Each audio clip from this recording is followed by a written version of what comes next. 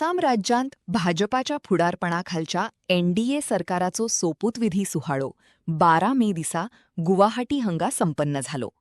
हिमंता बिस्वा सर्मा हांणी सलग दुसऱ्यांदा मुख्यमंत्री म्हणून सोपूत घेतली. आसाम राज्यांत एनडीए सरकार सलग तिसऱ्यांदा सत्तेर आयला.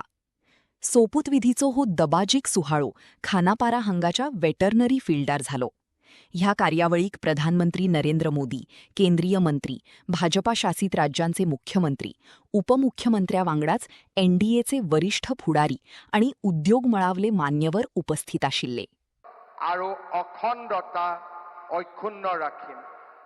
মই অসমৰ মুখ্যমন্ত্ৰী হিচাপে মোৰ কৰ্তব্য বিশ্বস্ততাৰে আৰু শুদ্ধ অন্তঃকৰণেৰে সম্পাদন কৰিম আৰু মই ভয় বা পক্ষপাত অনুৰাগ বা বিদ্বেষ নোহোৱাকৈ সংবিধান আৰু আইন অনুসাৰে সকলো শ্ৰেণীৰ লোকৰ প্ৰতি ন্যায় আচৰণ কৰিম।